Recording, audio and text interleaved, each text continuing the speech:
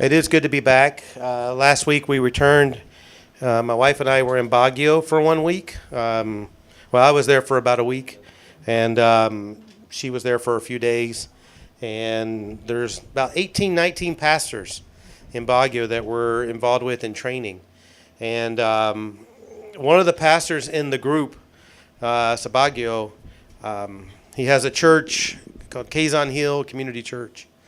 And he invited me to preach there in August of last year when we had our previous training. And so I was able to return and preach there again.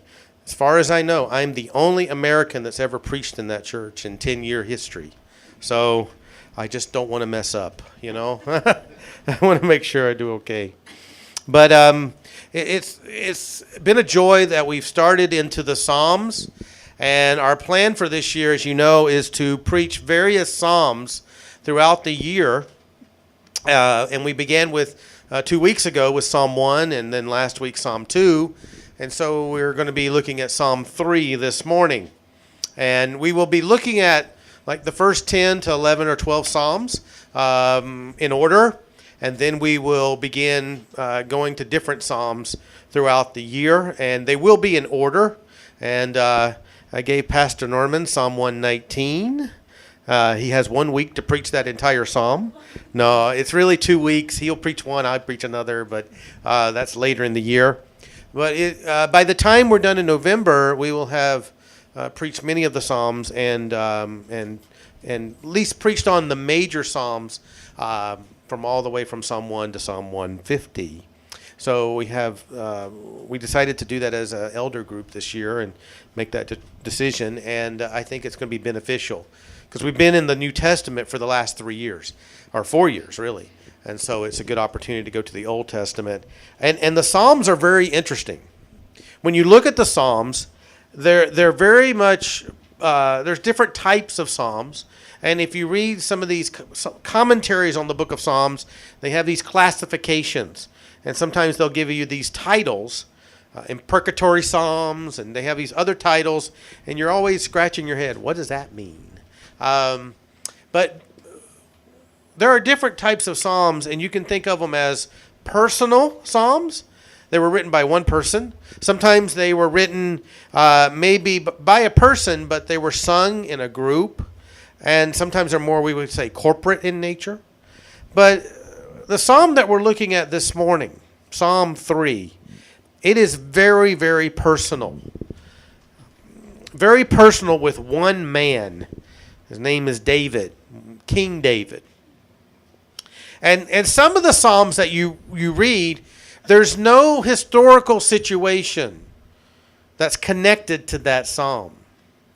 Think of it this way. When you hear a song on the radio or now, you know, on your Spotify, wherever you listen to a song and you hear a song being played, you may ask yourself, you know who wrote the song and you know who sung the song.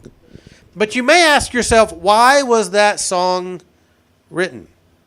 Well, usually it's about maybe some love interest, maybe a girl wrote the song and sung it, and it's about a guy that she broke up with. And it's usually some kind of romantic drama in many, many songs that are published in this world. Some not so good, some okay. But usually there's a historical situation sometimes of why that song was written. And when you look at the book of Psalms, some of the Psalms are similar in that they have a historical situation. What is written in the Psalm, the actual content of the Psalm, is personal. It's a reflection of that person's heart and mind at that time in regards to the situation that he was facing or that person was facing at that time. And in Psalm 3, the psalm we have for today, it is very personal, dealing with King David, and there is a definite historical situation in which this psalm connects to. If you want to understand what David is expressing, in this psalm. You have to understand the historical situation that he is facing at the time in which he writes this psalm. It's very critical to understand that. These psalms are very personal. It's in this psalm, it's King David speaking from his heart. And it's very enriching. So I'm looking forward to us going through the Psalms this year, and this is for 2018. This is the first one that I get to preach to you. So and go through Psalm 3. Have you ever had in your life a time in your life where a crisis has occurred? And I'm not talking about just some national crisis, like in America we had 9/11. And I was not there. I was in California at the time, so I was not, I didn't see the buildings. I wasn't there. But there are times of national tragedy that everybody feels for, and you never want to see these things happen, and these things occur. But have you ever had a time in your life personally where there was a moment of crisis? Now, we all face difficulties. That's just common. It's part of living in this world. We learned about that in 1 Peter, our study through 1 Peter last year. But have you ever had a time in your life where a definite crisis moment happened where you did not know if that situation, that crisis situation, would ever be resolved? I mean, it's like your life came to the end of the brink. Your life came to the point where there's no return. Your life came to the point where you felt like you may fall off the cliff. And that's a crisis situation. It could be financially related. It could be relationship. It could be any kind of thing. But you get to the place in your life, even as a believer in Christ, where you face a crisis moment. You probably have had that. My first crisis moment was when my mother passed away of cancer. Seeing her for 2 years, I was only 17. I was 15 years old when she found out she had cancer. I was 17 when she died. And I had seen people pass away. My dad was a pastor. He preached funerals. But that hit home with me. Thankfully, I had come to know the Lord about 6 months prior to that, before she came down with the cancer, before it was revealed that she had cancer. At least I had the Lord in my life. But I had never thought about my mom, only 42 years old, or really 40 when we found out she had cancer. We thought she had many years left. And to see her physically debilitate over 2 years, and her death was very agonizing. It wasn't peaceful. She had tumors everywhere in her body. I felt of her stomach the day before she died. It was like a balloon ready to burst. And as a 17-year-old and only been a believer for a couple of years, I'm like, what is going on?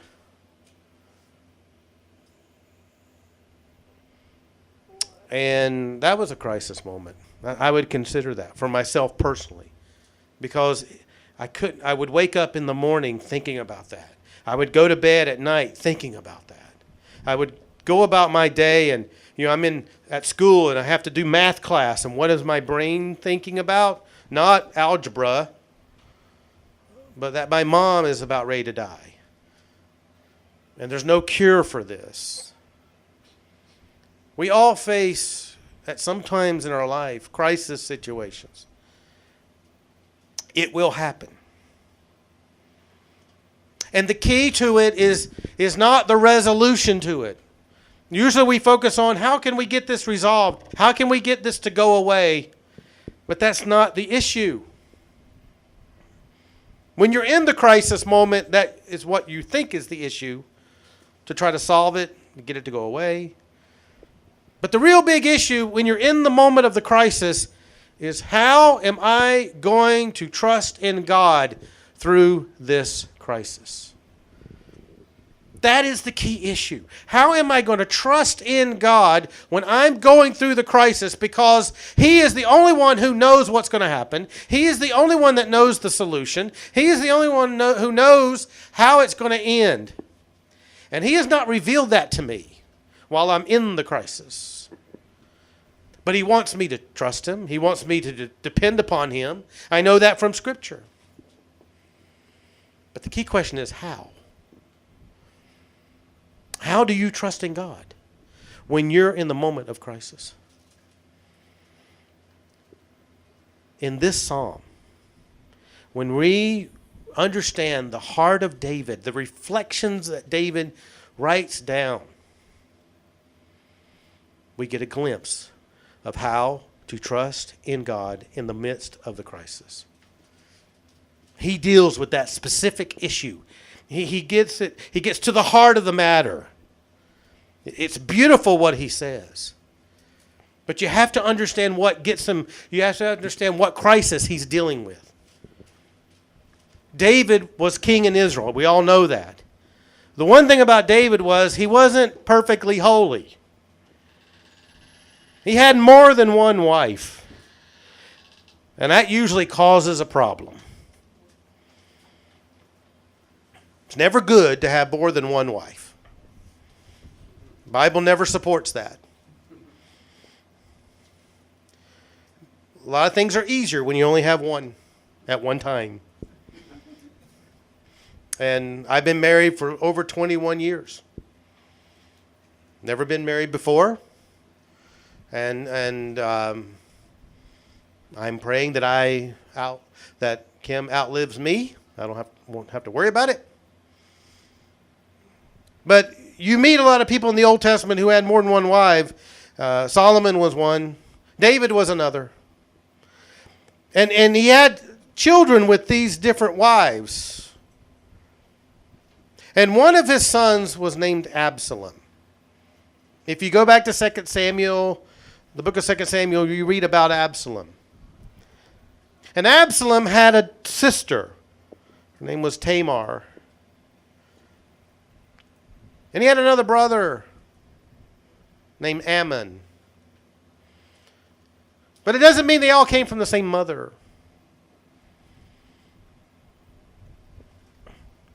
Well, Absalom was looked on as the most beautiful baby, young man growing up in the kingdom under his dad.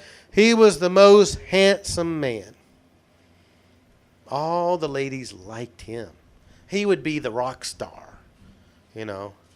If there was K-pop in King David's kingdom, he would be it. He's the kind of guy that when he walks into the room, all the girls go, ah, you know, like that. And the paparazzi's there taking the photos. So he loved the attention. He had the best chariot of all the children. And when he rode in his chariot, he had 50 men running in front of him. That means that he had a lot of support. He had a lot of people liking him. Well, one day, Ammon, the other brother, decided to do something wrong, something really bad to Tamar. And Absalom didn't like it. And Absalom decided that it took him 2 years later, but because Ammon had violated his sister, it took him 2 years to plan the deed, but he murdered Ammon. Cut him out. Get rid of him. Absalom was trying to take vengeance for his sister, and so David's realizing all of this, and after Absalom did this, he left, he fled Jerusalem, and he lived in a place miles away. But everybody loved Absalom, and even David did. And they came to David and said, you need to allow your son Absalom to return to Jerusalem. Allow him to come back. And David's like, I just don't know. He was grieving for his other son. He was grieving for Absalom. He knew the situation that had caused all this was bad. Anyway, he finally allows Absalom to return, but he says Absalom can stay in his own place. He's not allowed in the palace. I will not see him. When Absalom came back and resided in Jerusalem, resided in the capital, he had his own place, but he was not allowed to see his father. His father wouldn't allow it. And I think it was there where Absalom, in that period of time, he grew envious of his dad. He grew bitter in regards to his father. But he didn't just storm out. Eventually, David did allow him to see him. But he, Absalom, created a plan to get rid of his dad. He had so much hatred in his heart for his dad because of how his dad had treated him. He had a lack of love in his heart for his dad that he decided he wanted to take over. He wanted to be the next king in Israel. Doesn't matter what God says. I'm going to be the next king in Israel. And he concocted a plan. He created a plan of how to do that. He went to David and said, David, Father, you have so many people who need you to make judgments in their situations, their civil situations. Let me do that for you. Let me take care. I'll handle the situations that come up with the people. I'll legislate between them. I'll mediate the concerns. I'll solve everybody's problem. Take care of that for you. And David's like, okay, sounds good. But he had an agenda. He used that position to get everybody that instead of when people would meet him, they should bow to him out of respect, he wouldn't let them bow. He would actually kiss them, show them a different greeting. Like, we're comrades. And he got all the people over a period of time to like him, to appreciate him. And what happened was he had decided that he had gained enough prestige, enough influence with all the people that he went away and created an army, and he's coming back to Jerusalem to take over. He was going to lead a coup in the nation and replace his father with himself as being the king. And he was coming back with a massive army of people. And David got scared. David didn't know what to do. David feared for his own life, but he also feared for the lives of the city. He thought Absalom, he didn't know what he would do. Maybe he would kill everyone, destroy all the property. He didn't know how bad it would be, and so David decided, under the advisement of some of his advisors, to flee the country, or to flee the city, to leave Jerusalem. My son's coming with a big army. He's coming in to take over. Now his manipulative plan has now been revealed. We know what he's been doing now for the last years, creating this army, and he's coming to take. What is he going to do? He's going to kill me or take me away? What is he going to do? And David, not knowing the future, facing this crisis situation, he decides to leave Jerusalem. And maybe, just maybe, if he leaves Jerusalem, and if you can read back in 2 Samuel, many left with him, about 600 men left with him. Just maybe, if I leave Jerusalem, when Absalom comes in, he won't kill everybody. Maybe if I leave, it'll save lives. But who's the king in Israel? David. Who made David king? God. And here's David fleeing from Jerusalem. He doesn't know what's going to happen. Is God going to allow him to come back ever? Is Absalom going to be the new king? In David's life, this is a crisis situation because David is the king. Even though Absalom wants to be king, that doesn't mean God approves of it. God is the one that sets up who's going to be the next king. So what's David going to do? He's in a crisis situation. He doesn't know what the solution will be. He has no idea how God can solve this mess. But that's what he's facing.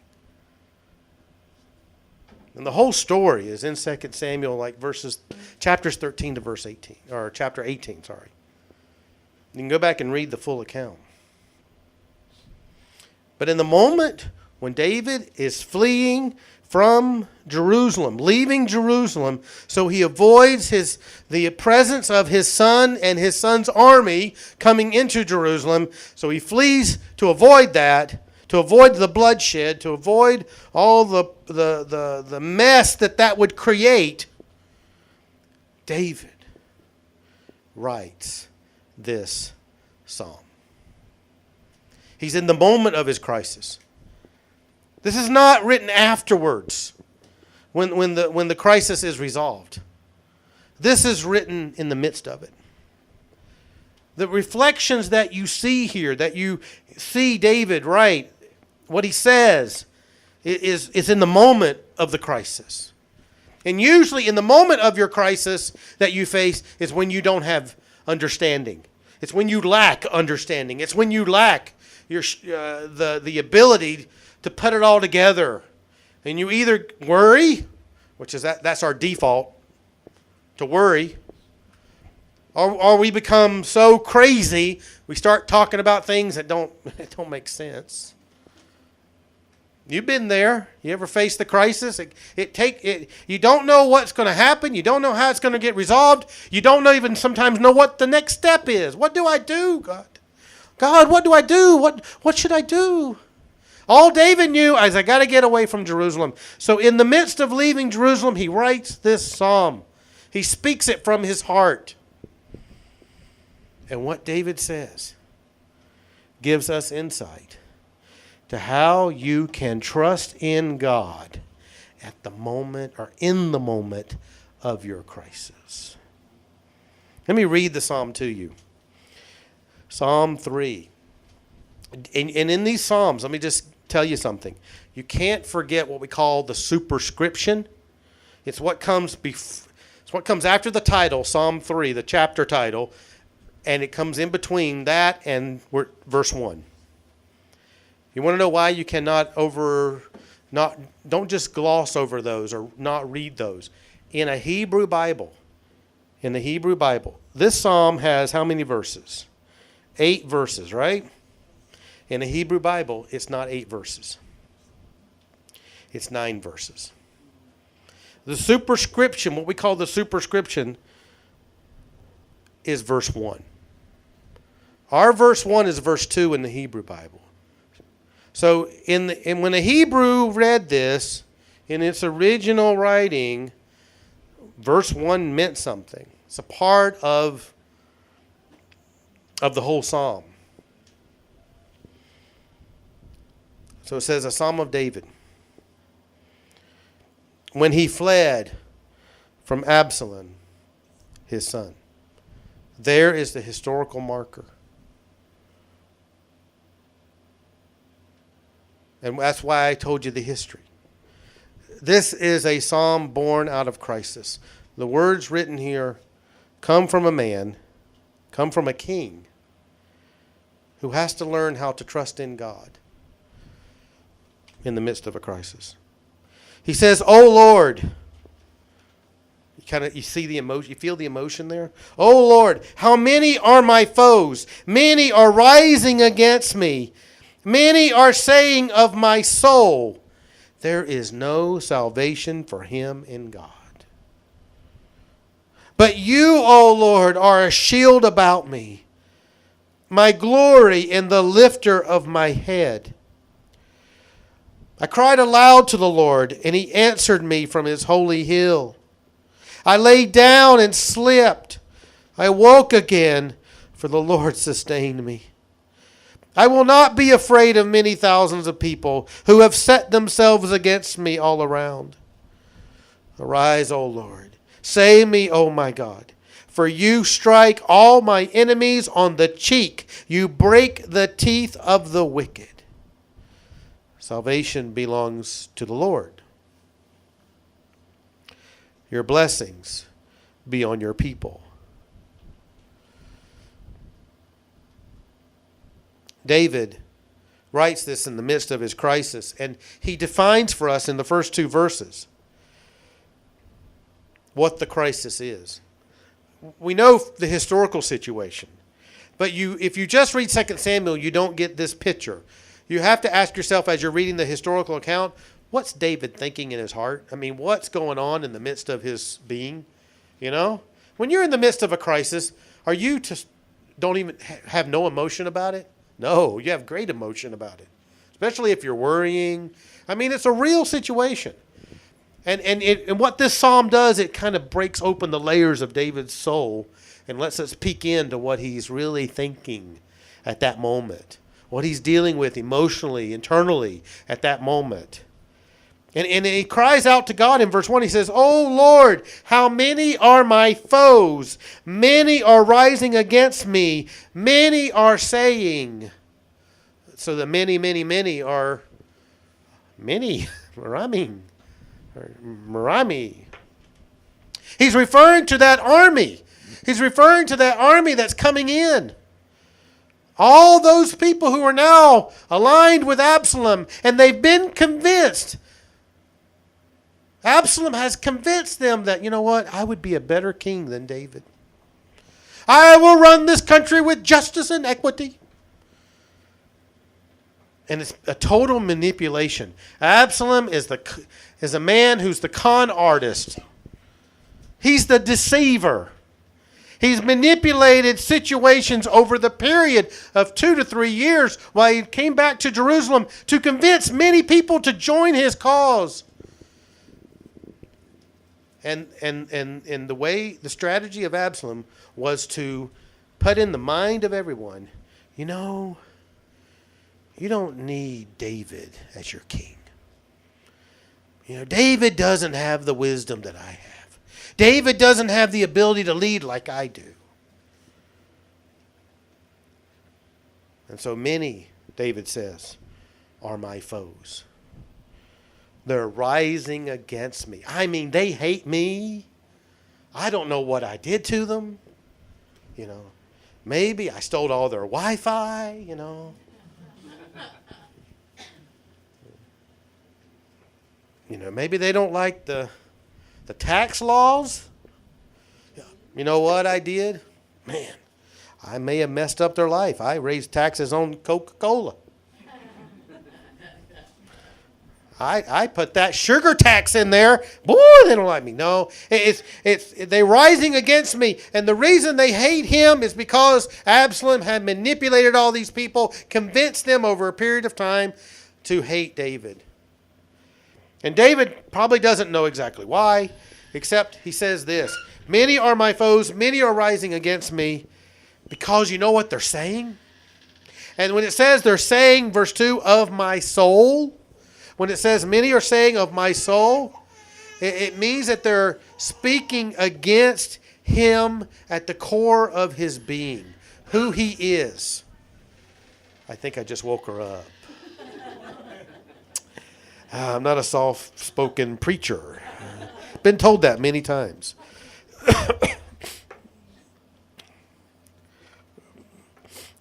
And I'm at about 70% right now. You know how I am. I could get worse.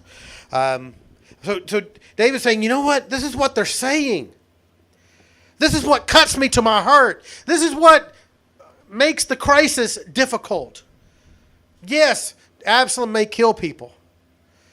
And I want people to be alive. I don't want there to be bloodshed.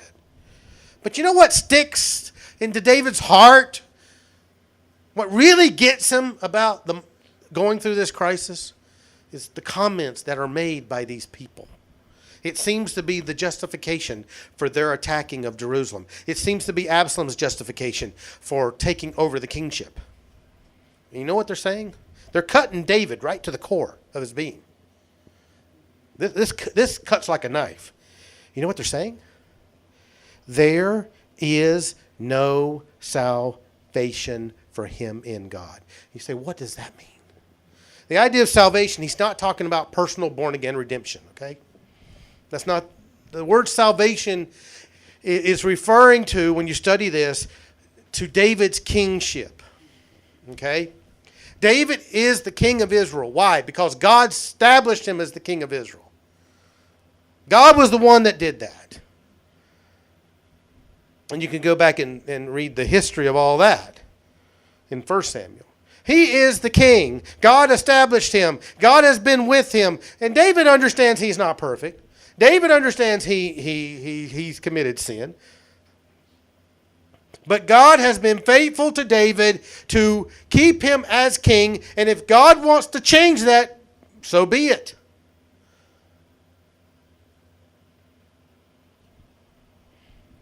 But the people are saying, David, you know why we need to take over? You know why Absalom needs to come in with this big army to take over? You know what they're saying? You know what their justification for doing their deed?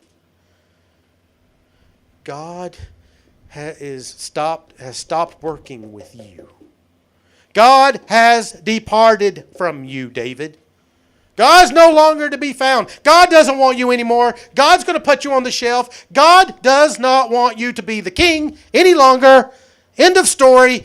Get out of here. And when David hears that, that cuts like a knife. That's the real crisis David is facing. Because if what they say is true, God, you've left me? God, you're not with me anymore? You don't support me anymore? What am I to do? If you don't have the Lord, you have nothing. And David knows that. And the accusation that's made against David to his face is that, David, you are scum. You don't need to be here anymore. God doesn't want you. We don't want you. Get out of here. Leave the kingship. We got a better, handsome man coming that'll help us lead this kingdom to God's glory. He doesn't want you anymore. Get out of here. And when David hears that, that cuts like a knife to the depths of his soul. There is no salvation for him in God, period. It would be as though someone in the midst of your crisis said, you know why you're going through that crisis? Because God has left you. He has forsaken you. You no longer have the Lord. He is done with you. He hates you. He doesn't want you anymore. Remember the phrase, sticks and stones may make my bones, but words will never hurt me? That's not true. If you're going through the midst of a crisis, a hardship, a difficulty, and someone comes and says, you know, God is judging you, and that's why you're going through the crisis. Well, thank you for that encouragement. That really helps, you know. And if you go back and read Job, Job's going through a crisis. He loses his whole family, loses all of his belongings. Next thing you know, his wife comes to him and says, curse God and die. Just end it, Job. It's all gone, Job. His wife wasn't that spiritually minded. And then his three friends come along, and his three friends tell him, you know why you're going through this, Job? God has left you. God doesn't want you. You have violated God. You have sinned against the Lord, and he is boom, boom, boom. And that's why you're going through all this trouble. You brought it on yourself. Yeah, that's really good encouragement. That helps a brother. And David, I want you to get the understanding. I want you to feel what he's feeling. Because when you're in the midst of that crisis, no matter how severe it may be, if someone told you this, that would make it to, I think, that's about the worst case scenario you could face. Yes, he doesn't like the fact that Absalom's coming in with an army. But what really gets him going here, what's really hard and difficult through this crisis, if you ask David, what's the real crisis right now? The real crisis is, has God left me? Does God not want me to be the king anymore? If he does, that's okay, but he hasn't told me that. You're telling me that, but I haven't heard that from God. I don't have verification. God hasn't spoken through the prophets to tell me. So how's David going to handle that? How is he going to trust God in the midst of that? In the midst of being told that God has left you. In the midst of being told that God no longer cares. How is he going to deal with it? He's going to have to deal with it by going back to the truth. You see, what they are saying may not be true. What they are saying about David just may not be true. It's not reality. They've just made it up. They've concocted that idea to convince David just to give it all up. It's another manipulative toy. And what David has to do, though, because those words do hurt him, he feels the knife cutting his soul open, and he has to go back in the midst of this crisis when sometimes your vision's not clear, you don't understand how to go forward. You got to go back to the truth of who God is. God was the one that established me. God was the one that brought me into the kingdom. God was the one that made me king. God was the one that gave me breath. I got to go back and remind myself of who God is. That's the only peace you can find. And what David does in this psalm from verse 3 to 8 is he goes back and he remembers the truths about the Lord. And these truths are timeless. Even though the situation we may face is different than David's, the same principles apply. And if you ever go through a crisis, and I'm talking about a severe one, remember these truths that David presents here. The first truth is in verse 3 and 4. He says, "But you, O Lord, are a shield about me, my glory and the lifter of my head. I cried aloud to the Lord, and he answered me from his holy hill." The first truth that he goes back to is that he says, I'm going to find comfort in the truth of who God is, his principles, what his guiding principles are, his guiding nature, who he is. He says, you though, Lord, but, contrast. This is what they're saying. They're saying that you've departed from me. They say you don't care about me. They say you've left me. But you, O Lord, you haven't left me. You're a shield about me. And the idea of a shield about him is not just the one shield you put up in it's not Captain America shield we're talking about. We're talking about shields when they want to protect someone or protect a group. You know how they would fight the battle? All of the army would have their individual shields, but they would huddle together. Some would put their shield in front, some would put their shield in behind them, and the other ones would put them up on top. So that the shields and the other ones would put it on the side. So within the group, the whole group is shielded on every side. That's how you fought a battle. So David's saying, you're that shield about me. You protect me. You haven't left me.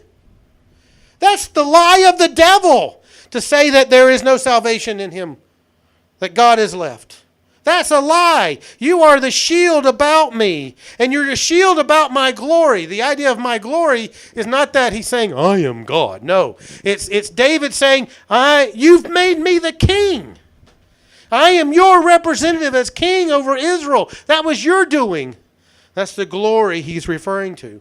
And the lifter of my head, you will restore my honor. Is the idea. I may not be in Jerusalem right now. I'm fleeing for my life and the life of others. And I don't know how it's going to get resolved. But you know what? I'm going to remember who you are. The principles that are guided. You are faithful God. You are a true God. You are a holy God. He says, I cried aloud to the Lord. And the Lord answered me. If the Lord had truly left him, he wouldn't answer him.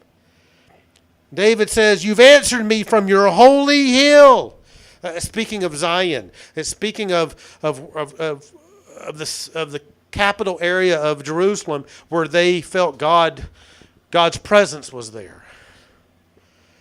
It's a reference back to the holiness and righteousness and justice of God. When you talk about the holy hill, God, I cannot forget. They say you're done with me, but I know you're righteous. I know you're just. I know you're holy. You are a God of integrity. If you want me no longer as king, you would fully reveal that to me. But I don't think you're not revealing it through those people. They're the manipulators. They're attacking me. When you're in the midst of the crisis, the last thing that you better not do is forget who God is. Listen, if you're going through a crisis, God knows it.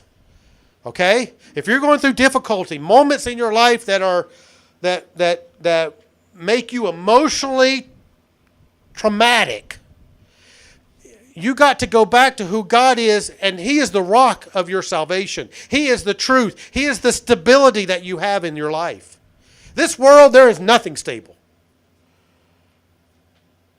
I mean, you can't believe that anything will be as it is tomorrow. You can't trust in it.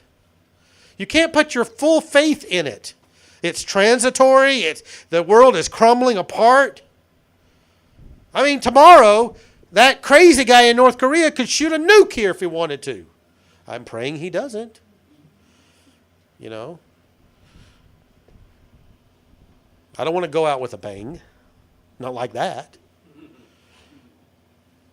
But the moment when you're in a crisis, the only thing you can go back to is who your Lord and Savior is. Trust in Him. He died on the cross for you. He saved you. He brought you into His kingdom. And yes, if it is your time to go, absent in body, present with the Lord. If it's your time to go, if it's the end of life for you, no matter how old you are, God will bring you home and you'll rejoice. And you will not want to come back. Even if you miss 3-in-1 coffees. You will not want to come back. See, there are times where I miss California. You want to know why I miss California? It's a thing called In-N-Out Burger. It's very good. It's the best burgers in America. But I get my little taste every so often. But the point that David's making here is when you're in the midst of the crisis, have confidence and have comfort in the fact that God hasn't changed. He's the same. The enemy may tell you He's changed. Oh yeah, God changed 5 hours ago. You didn't get the memo? You didn't hear that? Huh? No. Is there a new chapter in the Bible that I missed? You know what? I'll tell you this and move to the next point. Job's friends, the first friend that responds to him, you know, he says, Job, you're suffering this because of your own doing. You've sinned against God. How do you know I've sinned against God? Well, there was a vision that came to me. Okay, I got to soften it down. There was a vision that came to me. God appeared to me in a vision. There was a spirit being came and told me that you've been a bad boy. It's like, great. Now we're talking about ecstatic experiences. Okay. Should stop there, but, you know, you got to go back to the midst, in the midst of the crisis, you got to go back to who God is. You got to go back to Him. You got to go back to, well, boy, it's going to be a tough sermon. Yeah. She's going to say, go to a church where the pastor is soft-spoken. Yeah. Not that seeker-friendly, I guess. So David, in the midst of the crisis, says, I will find comfort in who God is. I'll find comfort in the principles of what God follows. His holiness, righteousness, justice. I'm also going to find comfort in the fact that God is powerful. He says this. This is what's interesting. You got to get this. You got to understand this one. Because at first when I was reading this, I'm thinking, why would he say this? But then I understand it. I get it. In verse 5, he says, I lay down and I slept and I woke again. And I'm thinking, why talk about that? What's the point of that? Okay, I would assume that you're going to lay down and fall asleep and wake up the next day. I mean, this is a crisis that happens over a period of time. But the point is, you know, you get to thinking about it. When you're in the midst of a crisis and you're emotionally in turmoil, what's one of the hardest, difficult things to do? Is sleep. You know, you're up at night worrying. You're up at 2 in the morning. Why can't I sleep? Then you start crying about the fact that you can't sleep, not the crisis itself. Lord, just let me close my eyes and sleep, Lord. And it's just, then you start doing the sleeping pills, and you don't want to Lord, did I overdose? No, Lord, come here. You got to worry, it all goes crazy, right? Because it's so much of an emotional turmoil that you don't know what's going to happen. But here David says, in the midst of his crisis, he's fleeing from Jerusalem. He doesn't have a place to go. He says, I'm able to lay down. I slept and I woke again. He got in his 8 hours of sleep or whatever he needed. How was he able to do that? Did he just say, okay, Lord, I got to sleep? Boom, hit himself over a hammer like they do in the cartoons, zoning out. Is that how he did it? No. He goes back to the reality. I'm going to find comfort in God's power because the Lord sustained me. He kept my sanity. He kept me from blowing the gasket. I don't know if you understand. Blowing the gasket is an expression when you lose it, Just drive out here for a while. You'll lose it. It happens, I had a pastor friend from Antipolo. He said, you're a missionary here in the Philippines. Yes. So do you have a driver, right? No. What? I said, no. He said, every missionary I know has a driver. And that's not wrong to have a driver. But I said, well, I don't have a budget for a driver. And we decided that if we're going to live here, we better learn everything. So I drive. Kim drives. I ride jeepney. She rides jeepney. I do trike. She does a trike. And Uber, taxi. It's interesting when you haggle with the taxi drivers. It's interesting when you put your hand up and they look at you. American, I give tip, so you have to deal with those kinds of things. And throughout it all, though, David says, I was able to sleep. I was able to lay down. I was able to sleep. I was able to wake up. The Lord sustained me. The Lord kept me throughout it all. And you may not be able to figure out how he does it. But the Lord has the power to take the worry away, right? Casting all your care on him because he cares for you. It sounds kind of biblical, doesn't it? 1 Peter 5, 7, 8, 9, verse 7. I know it's in that passage because I had to preach it. He's going back to the fact that God is powerful.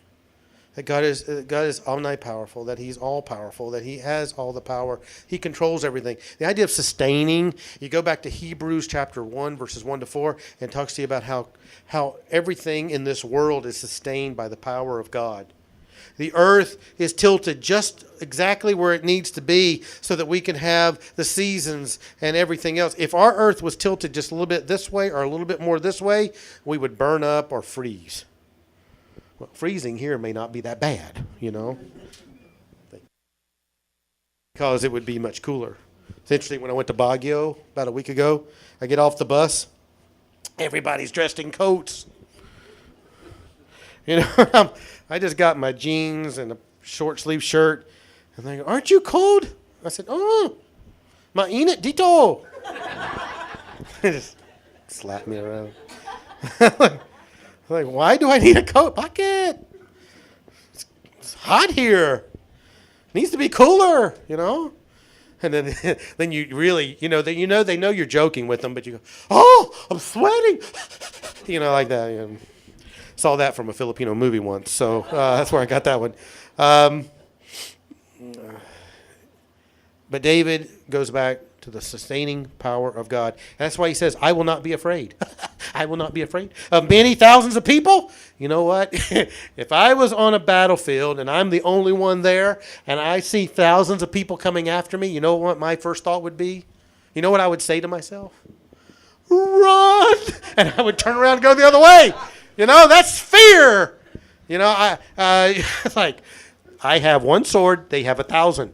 I'm outnumbered. Run. He says, I won't be afraid.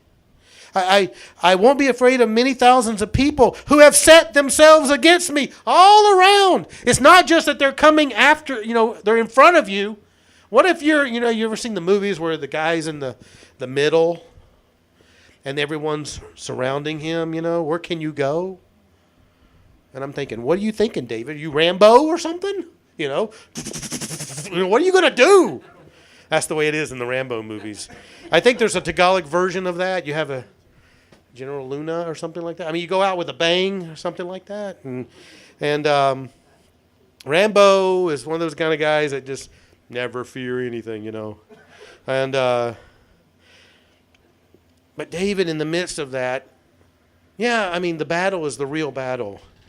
But his point here is that if I'm going to trust in God, if I'm going to trust in God for everything, if I'm going to place my trust and hope in him, what I have to connect to is to understand that he has all the power in the universe. He created the universe. He created heaven and earth. He made heaven and earth in 7 days. He brought all the animals into existence. He brought humanity into existence. We did not evolve from some amoeba thingy coming out of the sea, and the monkeys are not our ancestors. God created us living beings, Adam and Eve.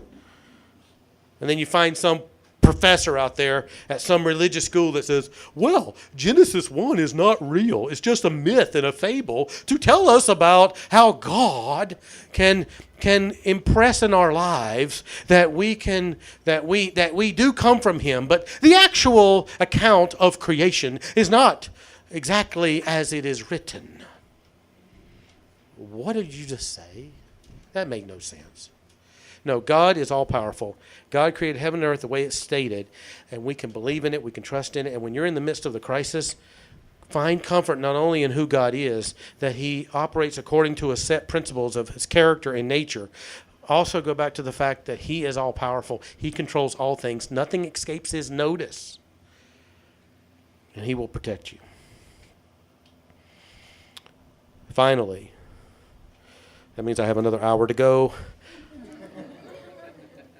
I will find comfort, he says, not only in God's principles, God's power, but God's purposes. And all these kind of relate to each other, but he's distinguishing them. Look what he says here. He says, arise, O Lord, verse 7. Save me, O my God. That's his heart cry. That's him expressing, Lord, I do trust in you, but I'm calling out that you will arise and save me, that you will act, that you will, get this, I'm crying out to you for you to resolve my crisis. That's the distinction here. Sometimes we say, okay, my crisis, I got it. No problemo. Walang problemo. I will solve my crisis. But in reality, you can't. Most of the time, you make it worse. I've been there. Thinking I'm solving it. It's like going crazy. David says, Lord, arise, save me, O God. They say there's no salvation. I don't believe them. Lord, restore my kingship. Restore everything. I don't know how you're going to do that, but do it, Lord. Because you, here we go, here's your purpose. You strike all my enemies on the cheek. You say, what is that? Is that this? Well, no. Striking on the cheek is like, boom. You ever seen the movies where the guy gets hit and it's slow motion and, the mouth is moving. The face is here, but the mouth is here, and then the teeth are falling out. You ever seen that? Okay, Yeah, that's the picture here. God, you just,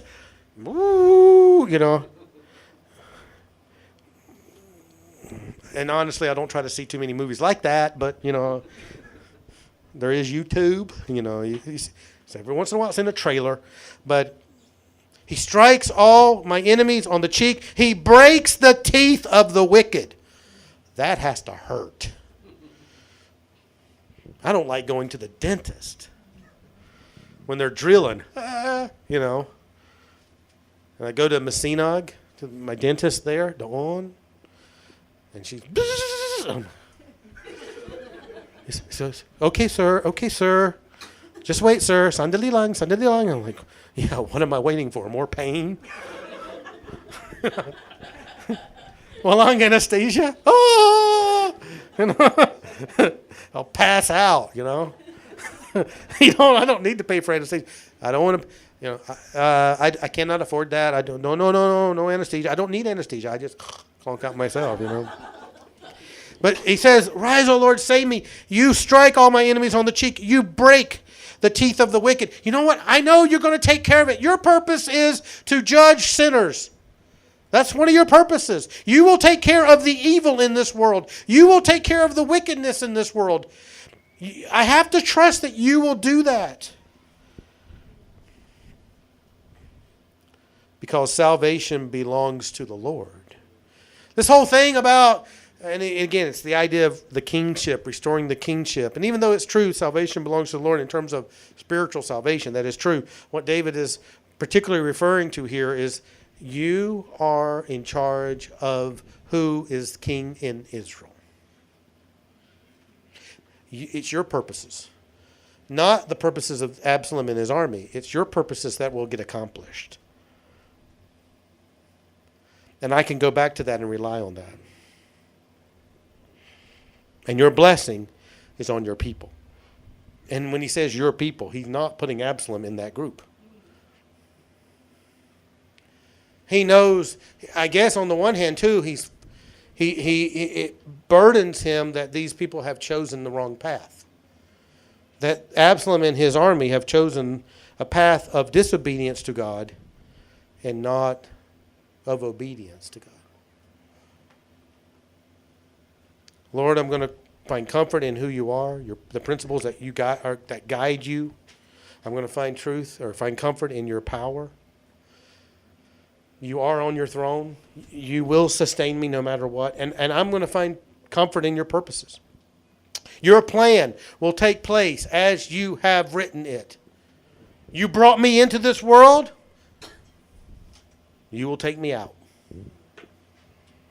You allowed me to enter this world. You will be the one that gives me my exit. Lord, just not today. No. Whenever the Lord's timing is. And in the midst of the crisis, and when I say crisis, I'm talking about not just that, you stumped your toe.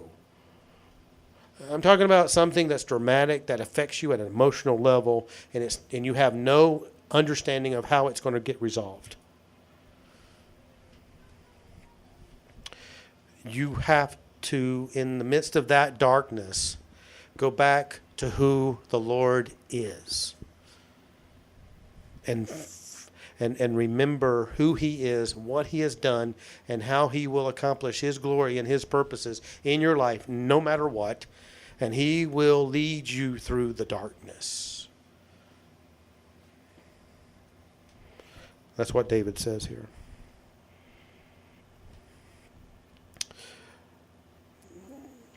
The question you may have, though, is how did this all end? What happened? Well, I'll tell you this. It wasn't like Disney. It's not a fairy tale ending. And they lived happily ever after. You won't find that. It's not that kind of an ending. Absalom wanted to go after, or some of his advisors wanted to go and attack David when they found out David was fleeing. The best time to kill him is now, when he's on the run. But another advisor said, don't do that. Don't do that. So he didn't do it. He said, amass a great army and then go after David.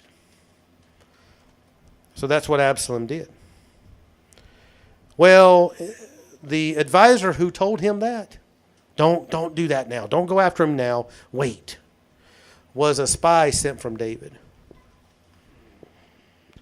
That was the plan, to try to get Absalom to hold off. Well, while Absalom held off, David built up his army again. Absalom came after David, after some time had passed, and it didn't go Absalom's way. God literally broke the teeth of these people. Absalom himself, he's riding on some kind of mule animal, going after somebody, and there's this big tree. It's weird. There's a big tree. And one thing about Absalom, he's beautiful, right? He's got a fine head of hair. Not like me. I mean, this stuff's like, I don't think it was an afro, I don't think it was like that. But he's riding on his mule or animal, and his hair gets caught in the tree, in the limbs of the tree. You think it's a Jackie Chan comedy, but it's not. But it's like that, And the mule keeps going. So he's just dangling, And he's stuck in this tree, can't get out. Must have been a fine head of hair. Man, I've never had that feeling. But so he's dangling. He's not able to touch the ground, so he's not able to run away. He's not able to get out. Just dangling from that tree. And somebody sees him there, and they go and tell Joab. Joab is the commander of David's army, and Absalom did something bad to Joab at one time, and not too good. He burned some of Joab's personal fields in his home, and Joab's always had a little bit of spite for that. But he goes and tells Joab, and Joab says, well, did you kill him? No.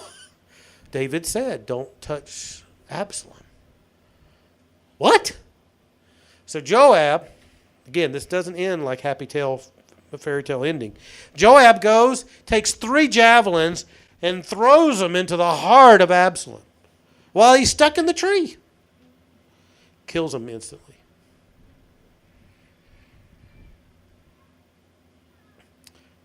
Then the credits roll. No. David mourns he realizes this whole thing has just been one big problem. And yes, God restores him his kingship. David goes back to Jerusalem. But David does mourn for his son. That's when David says, Absalom, my son, Absalom, my son. And after learning that his son had been killed, died. And Joab told him, I killed him. Joab didn't care. And it was just it didn't end the way you would think. But God did restore David the kingship. God takes care of it. But the one thing about our world that we live in, you can't clean it up. You can't fix all the problems. You can't solve everything. And God is allowing evil and wickedness in this world to exist. But one day, this world will burn up with fervent heat, as it says in 2 Peter. And there will be, as Book of Revelation and 2 Peter says, a new heavens, a new earth, wherein there is holiness, righteousness, and there's no more tear, there's no more pain, there's no more sin. And it's hard for us to imagine a world like that, because the world we live in is filled with sin and pain and hardship. But when we go through that pain and that hardship, no matter what it is, your daily commute may be a hardship. You're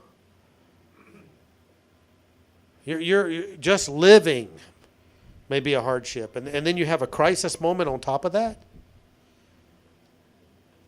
How are you going to cope? How are you going to make it through the day? Are you just going to give up and say, God, I'm like Job's wife. I'm going to curse you and die. And I'm going to feel good about it. No.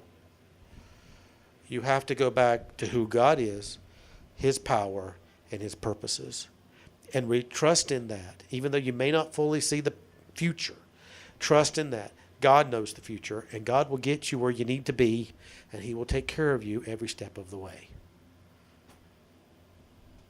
I've told you about, our ministry here, Taya, our Expositors Academy. I've been here now 4 years. And for the first 2.5 years that I was here, we had a man on our team, TMS graduate, Master's Seminary graduate, just like me.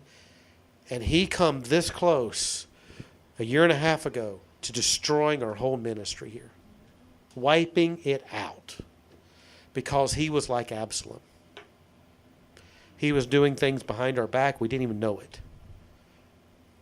And God took care of that. I lost sleep over that. There'd be times I'd be in bed at 2, still be up at 2 in the morning.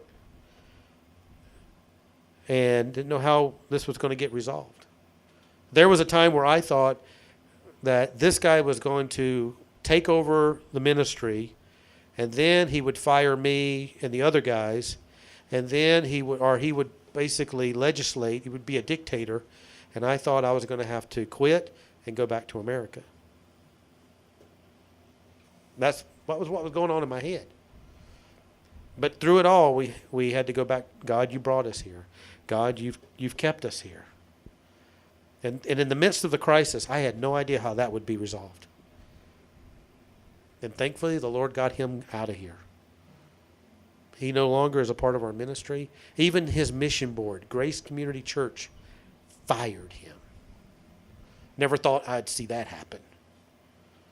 And he has no more sway on anything. It's like God just removed it. And once he was gone, our ministry impact, not only did we I thought, well, at least he's gone. Let's try to pick up the pieces of the damage that he created. God actually solved a lot of problems. We went from training in 1 location to 3 right after that. It was unbelievable. And God has a way of solving the issues. And you may not know how he's going to do it, but he'll do it. He'll take care of us. So this psalm's about that, a time of crisis. How are you going to trust God in the midst of it? Go back to who God is, to your Savior and your Lord. Know who he is and his nature. That's why you have to study Scripture. You need to know that. Go back to the fact that he is all-powerful. And go back to the fact that his plans will be accomplished according to his sovereign plan, according to his sovereign purposes, and he will take care of us every step of the way. We don't have to worry about that. Let's pray.